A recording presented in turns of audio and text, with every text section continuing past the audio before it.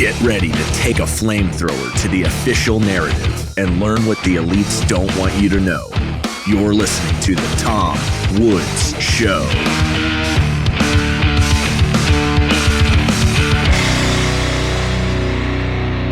Hey everybody, Tom Woods here, and it is episode 2643 of The Tom Woods Show.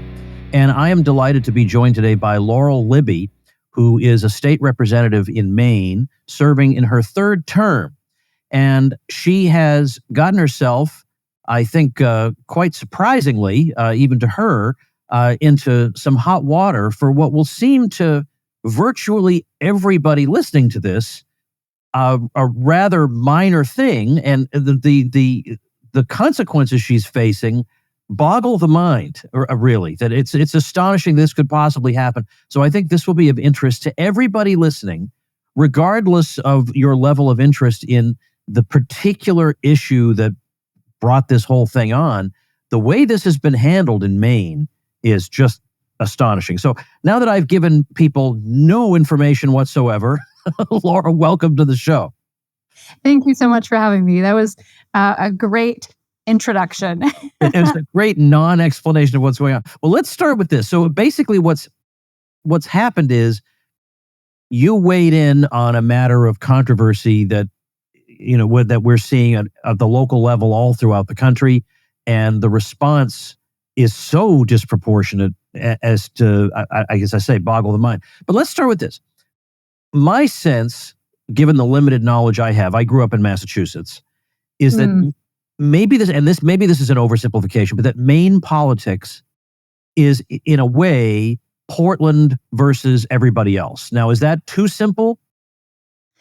You know, that is certainly a simplification, Tom, but I don't think it's too simple because it really is like we've got two Maines, and people reference that all the time, particularly folks who live, say, Auburn, where I live, and North. It feels like we have two Maines, and that the legislature is legislating for that smaller geographic region where the most liberal population lives.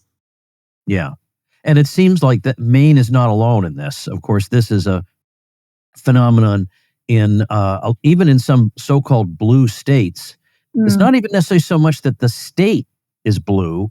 It's that one or two cities are blue and everybody else has to live with the consequences of that. I mean, you can think of many examples, but in Oregon, for example, there's a movement to create a greater Idaho by taking some of the conservative part of Oregon that is just, let's face it, just not represented. They're just not represented. Their interests are never listened to. They're never treated with respect. They're treated like backwoods hicks who need to be lorded over by the sophisticated people. And this is a pattern that's replicated all over the place. And it seems to be probably the motivating kind of force behind what happened to you. So what was the issue that, and by the way, two questions. What was the issue that got you in hot water? And being in absolute honesty with us, did you anticipate that you would provoke this level of response? Well, I'll start with number two first. I certainly did not anticipate that it would provoke this level of response. But the precipitating factor was that I made a post. I made a post with side-by-side photos of a young man who participated in the male pole vault last year. So it was a picture of him last February on a podium in, I think, 5th place at a regional meet. And the next photo, the next to it, was a photo from February 17th of this year. And it was when he won the girls' state championship in the pole vault. And so I posted those photos side by side with a simple explanation of what had occurred. And the post went nuts, not just in Maine, but across the country. Folks were shocked, surprised, appalled that there was photographic evidence right in front of them that a young man was taking the place of Maine females. And yes, I was certainly surprised, Tom, at how the post took off, and certainly also the consequences, yes. So the post takes off, and by the way, this is not exactly the first time that such a post has been posted. This controversy has been in the news for I don't know, 10 years with a lot of vitriol on both sides. You weren't name calling or being gratuitously nasty or anything, but what you posted is the reality of what happened. Right. And yet, so what happened to you in the House, the State House of Maine? Well, the following day, I got an email from the Maine Speaker of the House, Ryan Fecteau, and he politely asked me to take my post down. I politely did not respond to his email. And so we had a phone conversation later that day. When he reiterated his request, I declined. I asked him if he would respect women and girls' rights in Maine. He declined to answer that question. So we hung up the phone and left things as they were. The following week, I went back into session when our short February break was over. And that evening that we were back in session was censured. And not only was I censured by a majority vote, but as a consequence of that censure, my right to vote and my right to speak on the floor were stripped from me until I apologize.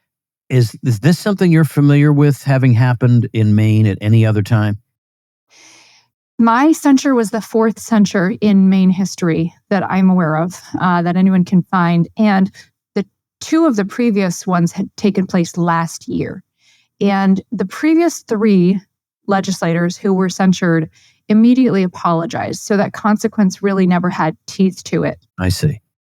I have not apologized, and I have no intention to. And so my censure is the first where this has really been tested and where we've seen the extremity of this punishment. So the censure, I guess the censure probably followed party lines, all the Democrats against you?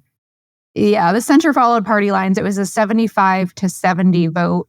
The Democrats and two independents, or independent and unenrolled, voted with the Democrats, and then Republicans voted against the censure. And I should highlight for folks, for context, the party line vote didn't mean that everyone on the right approved of my post. There were actually some folks who thought that my post was inappropriate or I shouldn't have made it.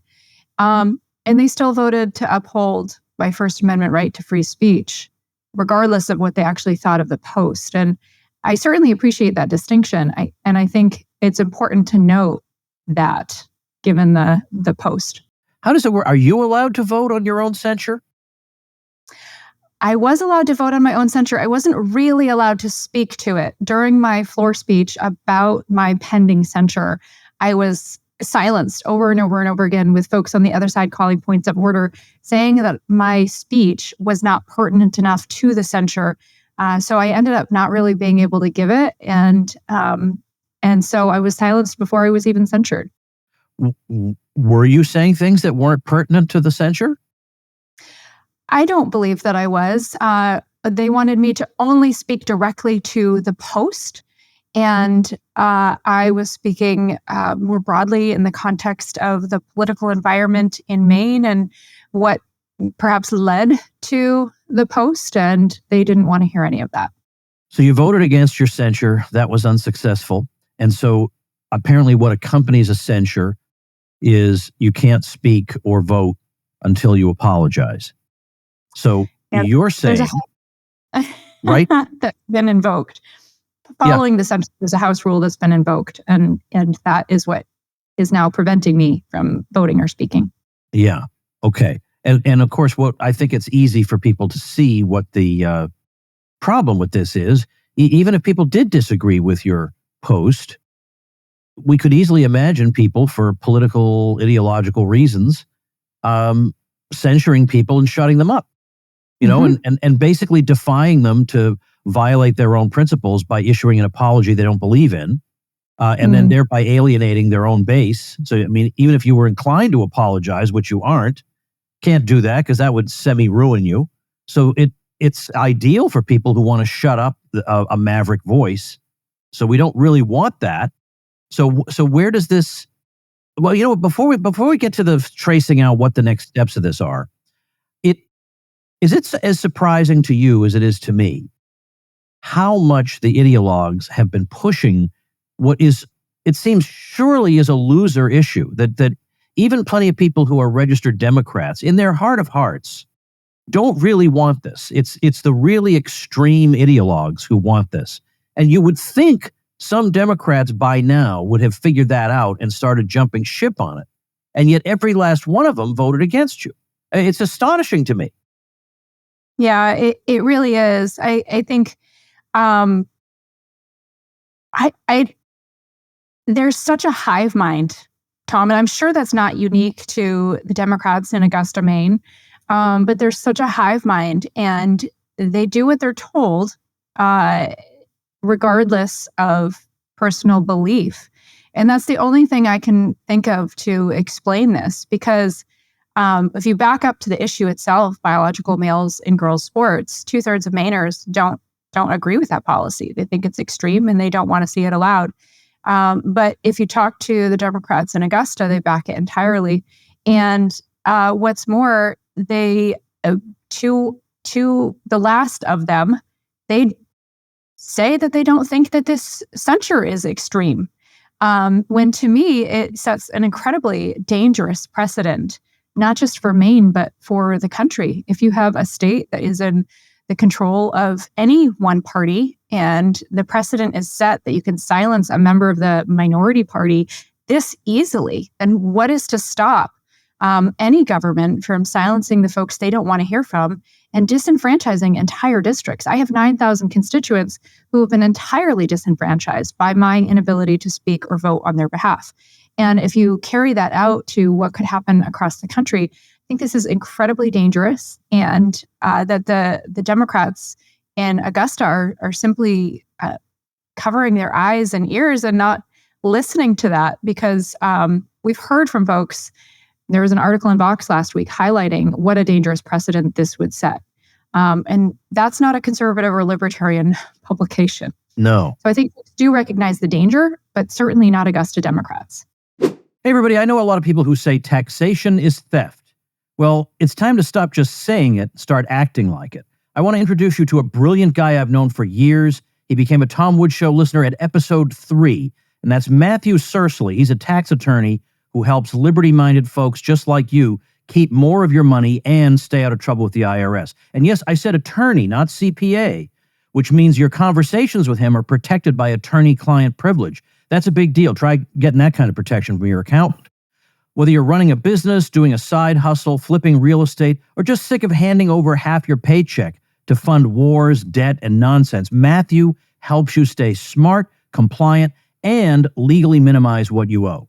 Go to agoristtaxadvice.com/woods. That's AGORIST taxadvice.com/woods and grab your free Agorist Tax Toolkit. It's full of powerful tools and templates you can use to get your business in order, track your expenses, and reduce how much the IRS takes from you without crossing any lines. Again, that's agoristtaxadvice.com/woods. Take the first step to keeping what's yours. Leading up to this episode, the years you've spent in the Maine State House, how would you describe those years, like interacting with Democrats in particular? I mean, what's it been? Has it been particularly contentious the whole time? How would you describe it? No, I wouldn't say that it has been, contentious the whole time. There have been inflection points, certainly, and there are probably some Democrats more than others that I'm perhaps unlikely to work with. But my vote aligns with Democrats often on some issues, such as privacy, or criminal reforms related to, the criminal justice system. There are a number of issues where I vote across party lines, and that is well known. I've historically had a good relationship with a number of folks across the aisle.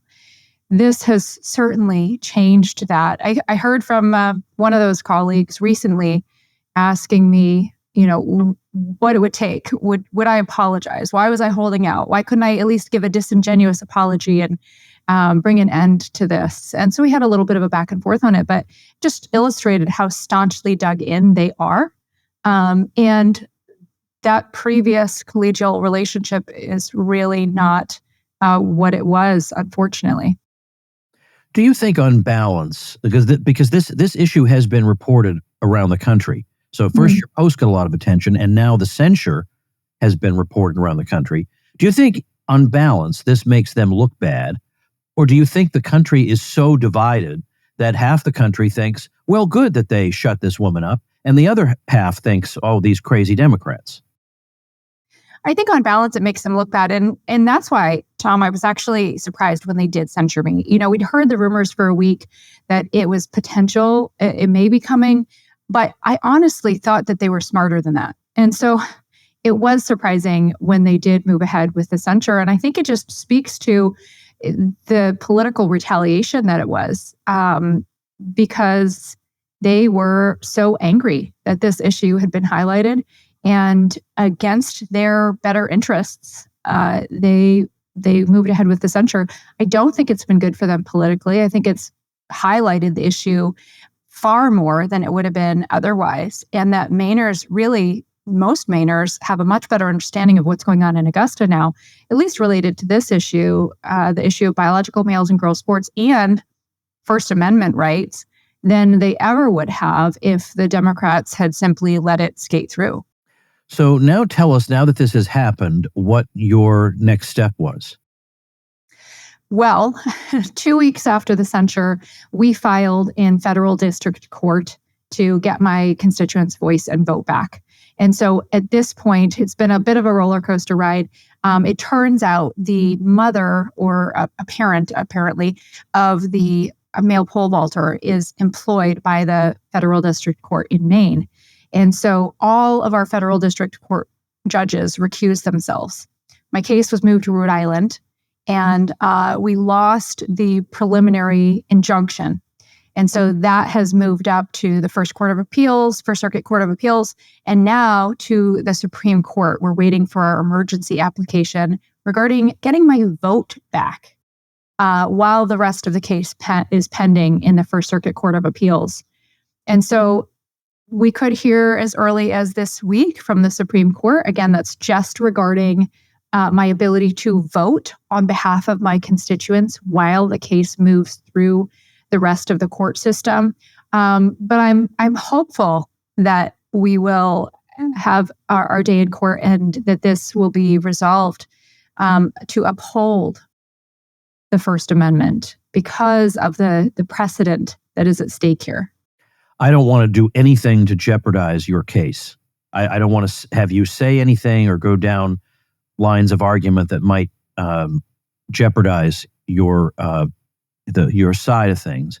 I will say that, I'll just say this. We know that, although we would like to think that federal judges, or indeed any kinds of judges, are absolutely ideologically neutral and impartially applying the law from atop a Platonic mountain where nothing affects them other than the facts of the case and the application of the law. I know we all want to believe that. I know that. But we also know, I think if we're being reasonable, that in practice, a lot of these judges are just politicians in black robes, and they're no more insulated from the politics of the day than any other of us. They're not deities. They're human beings like you and me. Mm-hmm. So there are certain circuit courts of appeals that I would say, I got a pretty good shot in this one. And others where I'd say, well, not looking too good.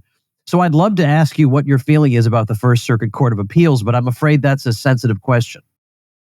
I can't get too specific regarding the case, but I can say, we are eager to have our day in court. In whatever court that this case may be resolved in, I'm optimistic that it will be resolved on behalf of my constituents, getting their voice and vote back, because I don't see any other possible outcome when you look at the Constitution. And so, I can't speak specific to that specifically, but I can say that I'm optimistic. And I think we have, multiple excellent arguments as to why we should prevail. One of which being that the legislature is not or should not be above the law, and certainly not above the Constitution. And yet that is where the Speaker of the House has placed himself in applying this rule against the First Amendment, against my constituents' right to representation. And so I am optimistic, regardless of what court it may be resolved in. Now, I realize I'm, in a way, asking you to read minds here, but just speculating, do you think they just expected you to apologize and move on, and that they didn't think it would blow up into all this? That's what's been done historically. The 3 previous censures, the representatives apologized and everyone moved on. That was for behavior that occurred within the State House. And that was those representatives, that was their choice to apologize. I won't apologize for speaking the truth. And I won't apologize for speaking up for Maine women and girls' rights, which are being discriminated against every single day. That this is the policy of our state. And so there are multiple reasons that I cannot and will not apologize.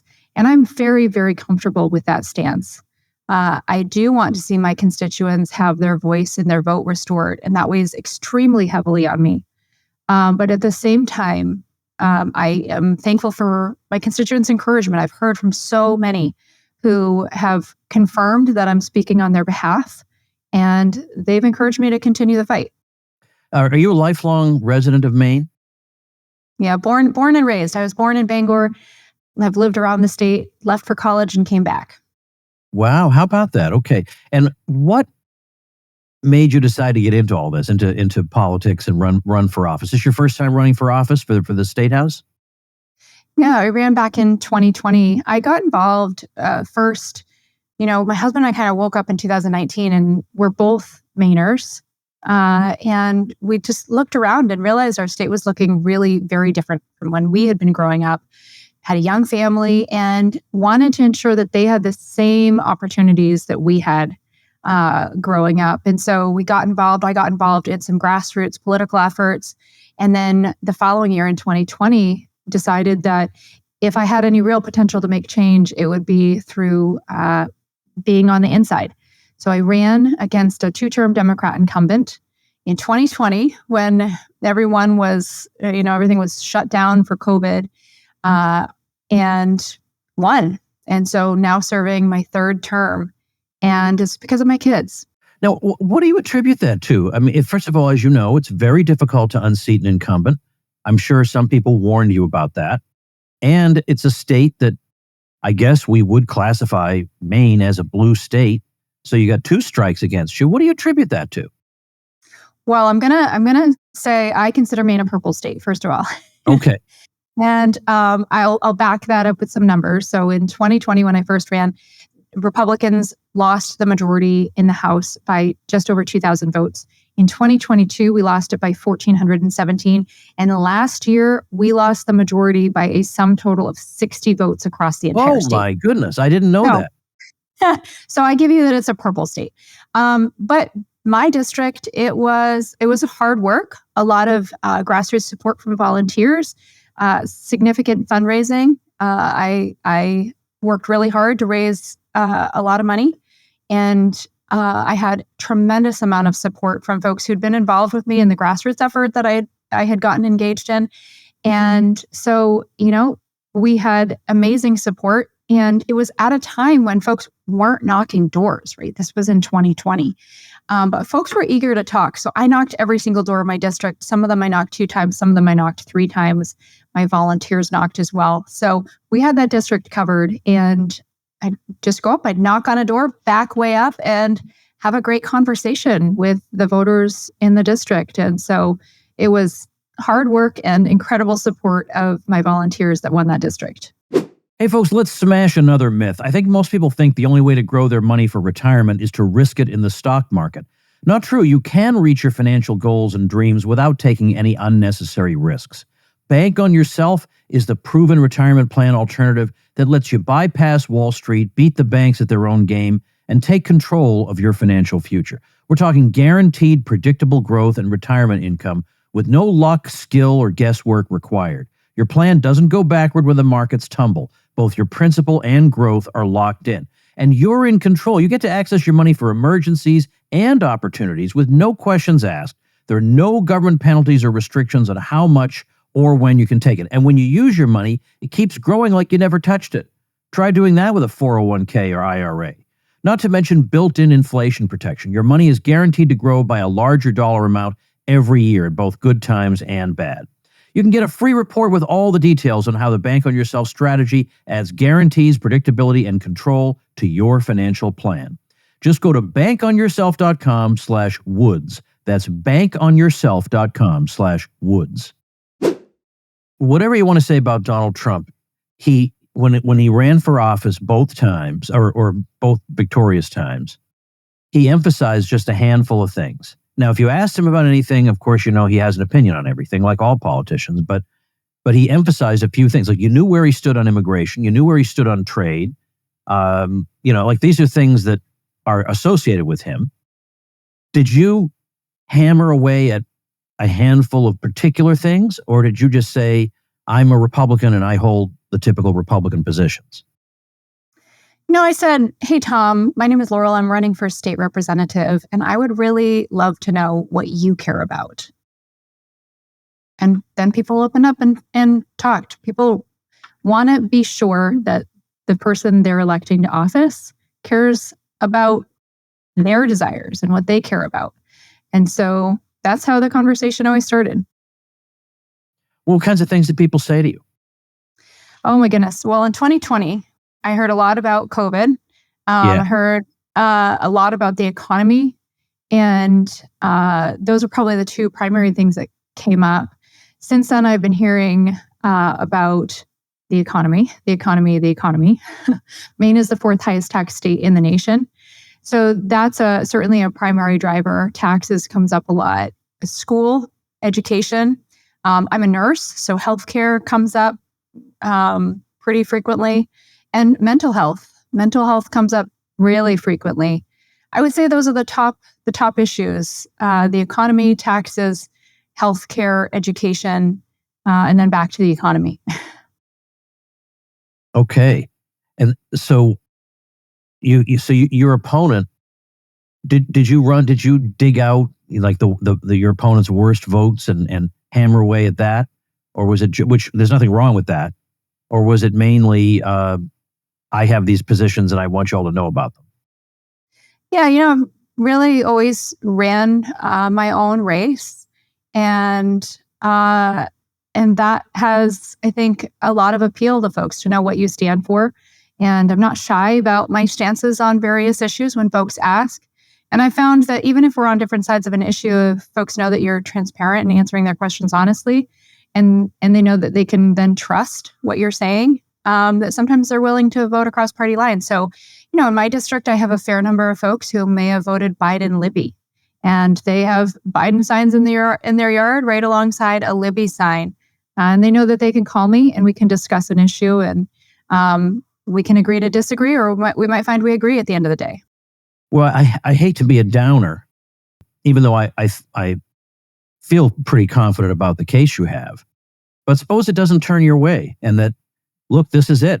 You've gone to the highest sources you can go to, and they have said, sorry, Representative Libby, but them's the breaks. Either you apologize or no more speaking or voting. Have you thought about what happens then? Yeah, I have. And then that's a tough decision, right? Because my constituents do need representation. And so we have our oral arguments scheduled for the First Circuit Court of Appeals, June 5th. And there's a lot that's going to be happening between now and then. Of course, we're waiting for the Supreme Court decision regarding what's essentially an injunction that would allow me to have my vote back on behalf of my constituents. So there's a lot still up in the air that has to be decided before the case ends. Yeah. So, I mean, I don't want to position you as having lost, but I was wondering what would happen then, because I've thought about things like that. Like, what if I were running for president, and by some arbitrary metric, I'd been excluded from the debates when other candidates who also didn't meet those metrics were in the debates.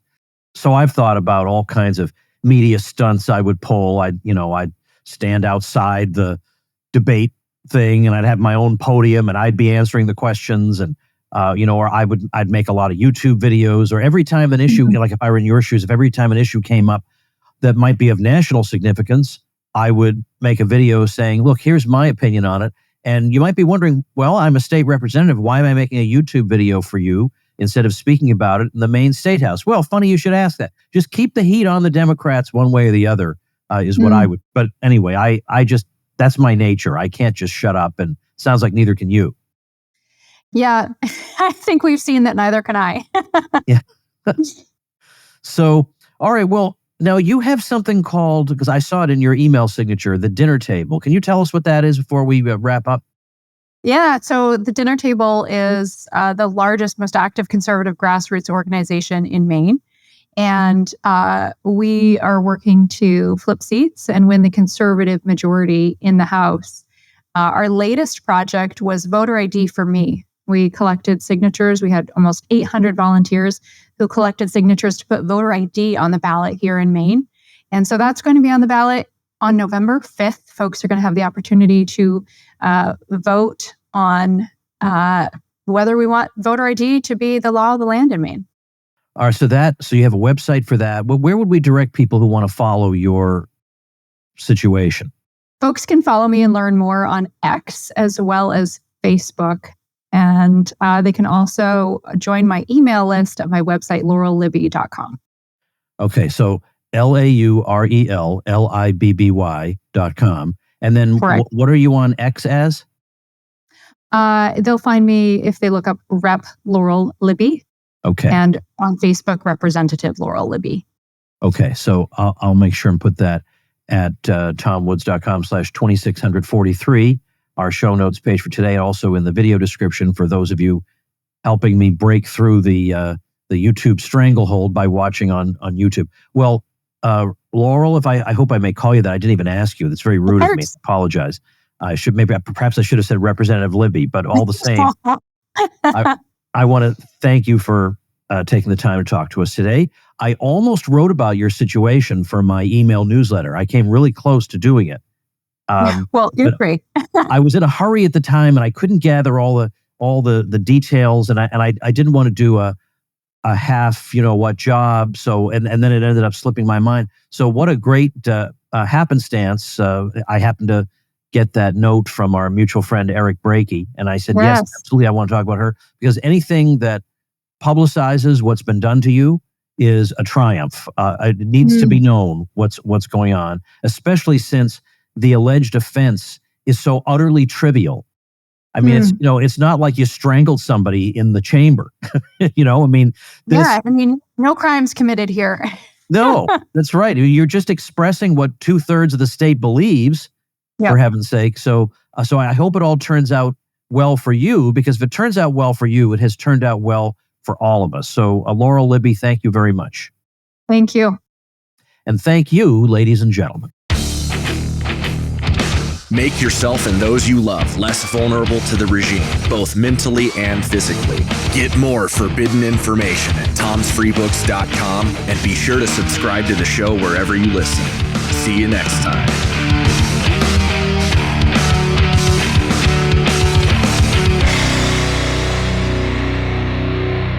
Like the sound of The Tom Woods Show? My audio production is provided by Podsworth Media.